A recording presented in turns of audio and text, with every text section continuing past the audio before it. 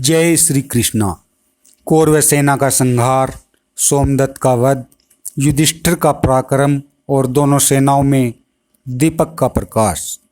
संजय कहते हैं, तदंतर पांडुनंदन युधिष्ठिर और भीमसेन ने अश्वत्थामा को घेर लिया। इतने ही में राजा दुर्योधन द्रोणाचार्य के साथ पांडवों पर चढ़ाया।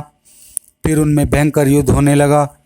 उस समय भीमसेन ने कुपित होकर अम्बष्ट, मालवा, बंगाल, सीबी तथा तिरगत देश के वीरों को यमलोक भेज दिया।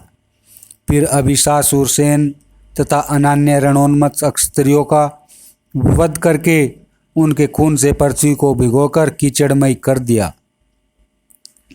दूसरी ओर से अर्जुन ने भी मद्र, मालवा तथा पर्वतीय प्रदेश के योद्धाओं को अपने तीक्ष्ण बाणों से मौत के घाट उतारा।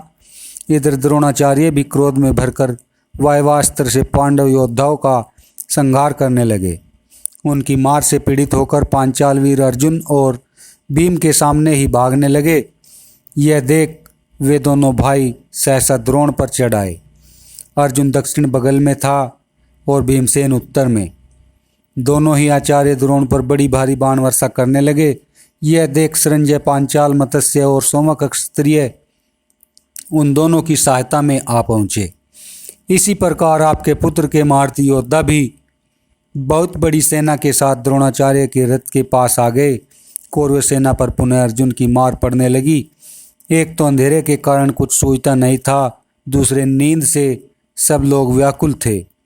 इस कारण आपकी सेना का भयंकर संहार हो रहा था। बहुत से राजा लोग अपने वाहनों को वहीं छोड़ भयभीत होकर चारों ओर भाग गए। दूसरी ओर जब सात्यकी ने देखा कि सोमदत्त अपना महान धनुष टंकार कर रहे हैं, तो उसने सारथी से कहा, सूत, मुझे सोमदत्त के पास ले चल। अपने बलवान शत्रु सोमदत्त को मारे बिना अब मैं युद्ध से नहीं लौटूंगा। यह सुनकर सारथी ने घोड़े बढ़ाए और सात्यकी को सोमदत्त के पास पहुंचा दिया। उसे आते देख सोमदत्त भी उसका सामना करने को आगे बढ़े। उन्होंने सात्यकी की छाती में 60 बाण मारकर उसे घायल कर दिया। फिर सात्यकी ने भी तीक्ष्ण सहायकों से सोमदत्त को बीन डाला। दोनों के बाणों से शत विशत एवं लोहुलवान हो खिले हुए टेसु के वृक्ष के समान शोभा पाने लगे। इतने ही में महारथी सोमदत्त ने अर्धचंद्राकार बाण मारकर सात्यकी के महान धनुष को काट दिया। फिर उसे 30 बाणों से घायल करके शीघ्रतापूर्वक 10 बाण और मारे। तब तक सात्यकी ने दूसरा धनुष लेकर तुरंत ही सोमदत्त को 5 बाणों से बीन डाला। फिर उसने मुस्कुराते हुए एक भल मारकर उसकी सोने की ध्वजा काट दी। तब सोमदत्त ने उन्हें सात्यकी को 25 बाण मारे। इससे सात्यकी कुपित हो उठा और उसने एक तीखे शूर्पणख से सोमदत्त का धनुष काट डाला। महारथी सोमदत्त ने भी दूसरा धनुष लेकर सहायकों की वर्षा से सात्यकी को आच्छादित कर दिया। तब सात्यकी की ओर से भीमसेन ने भी सोमदत्त पर 10 बाणों का प्रहार किया और सोमदत्त ने भी भीम को 3 बाणों से घायल किया।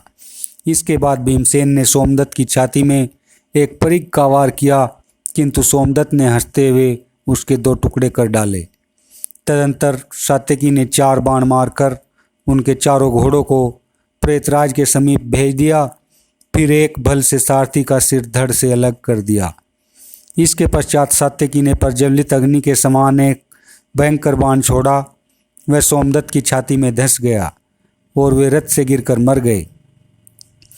सोमदत्त को मरा देख कौरव महारथी बाणों की बौछार करते हुए सात्यकी पर टूट पड़े। यह देखकर राजा युधिष्ठिर तथा अन्य पांडव प्रबंधक वीरों के साथ बहुत बड़ी सेना के लिए द्रोणाचार्य के सैन्य की ओर बढ़ गए। उन्होंने आचार्य के देखते देखते सहायकों की मार से आपकी सेना को भगा दिया।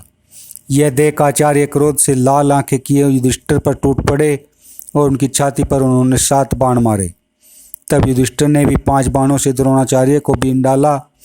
इसके बाद आचार्य ने युधिष्ठिर की ध्वजा और धनुष को काट दिया।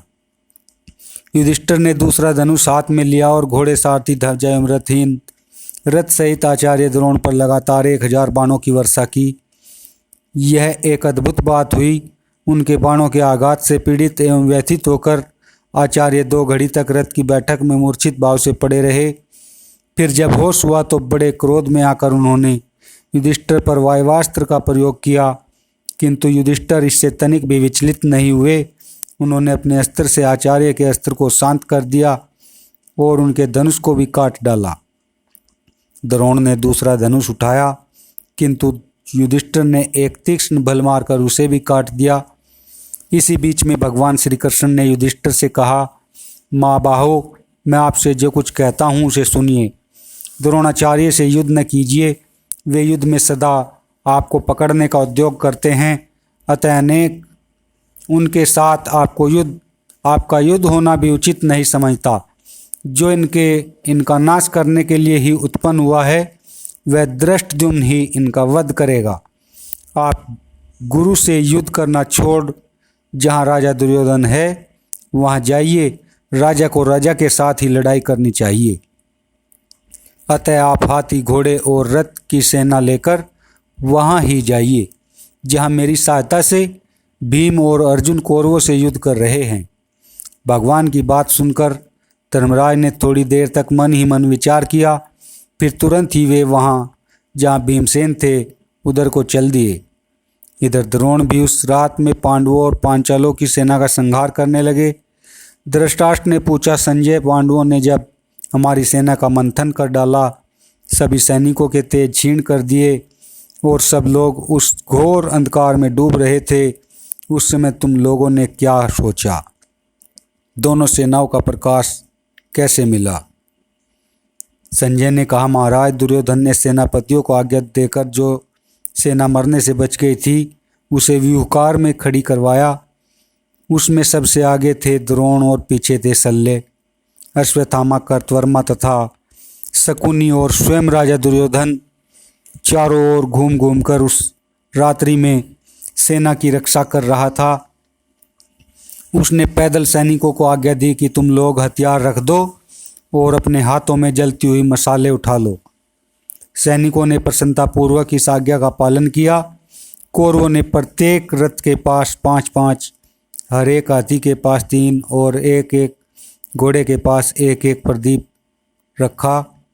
पैदल सिपाही हाथ में तेल और मसाल लेकर दीपकों को जलाया करते थे। इस प्रकार क्षण भर में ही आपकी सारी सेना में उजाला हो गया। हमारी सेना को इस प्रकार दीपकों के प्रकाश से जगमगाते देख पांडवों ने भी अपने पैदल सैनिकों को तुरंत ही दीप जलाने की आज्ञा दी। उन्होंने प्रत्येक रथ के आगे 10-10 और प्रत्येक हाथी के सामने 7-7 दीपकों का प्रबंध किया। 2 दीपक घोड़ों की पीठ पर, 2 बगल में, एक रथ की ध्वजा और 2 रथ के पिछले भाग में जलाए गए थे। इसी प्रकार संपूर्ण सेना के आगे पीछे और अगल बगल में तथा बीच बीच में भी पैदल सैनिक जलती हुई मसाले हाथ में लेकर घूमते रहते थे। यह प्रबंध दोनों ही सेनाओं में था। दोनों ओर के दीपकों का प्रकाश पृथ्वी, आकाश और संपूर्ण दिशाओं में फैल गया। स्वर्ग तक फैले हुए उस महान आलोक से युद्ध की सूचना पाकर देवता, गंधर्व, यक्ष, सिद्ध और अप्सराएं भी वहां आ पहुंची। इधर युद्ध में मरे हुए वीर सीधे स्वर्ग की ओर चढ़ रहे थे। इस प्रकार स्वर्गवासियों के आने जाने से वह रणभूमि देवलोक के समान जान पड़ती थी। बोलो जय श्री कृष्णा।